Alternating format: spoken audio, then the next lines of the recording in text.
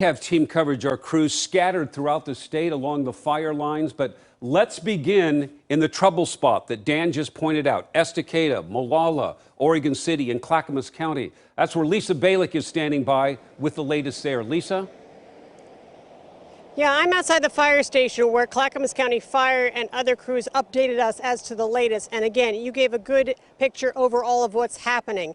And one of the biggest issues happening right now is they finally have been able to get the firefighters back on the front lines of the fire, deeming that it's safe enough right now since those two fires have not merged. And that's going to make a big difference, especially having the additional federal firefighters that have come in. And as they mentioned today, more coming in from Utah and Wyoming.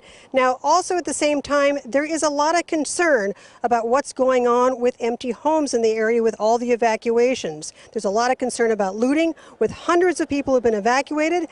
People say they are worried, but the sheriff says there have been some arrests and they are keeping an eye on what's going on. I can tell you just over the night we had about 100 calls. Out of those 100 calls for suspicious activities and those kinds of things, all of those were determined that were unfounded. We've created a detective unit and combined with our office and the state police to look at each and every one of these. There's a lot of concerns about, is there arson? I can tell you we, not overnight, but the night before, we did make some arrests.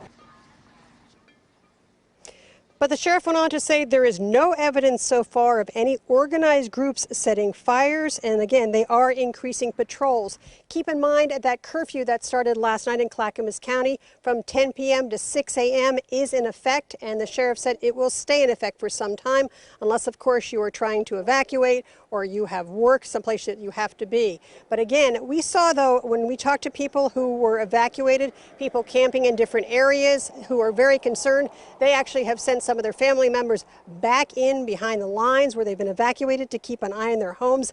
They say they are very worried. They had heard a lot of things about people going into homes, perhaps burglaries underway.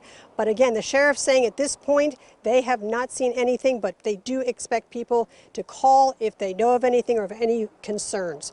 Back to you. Okay, another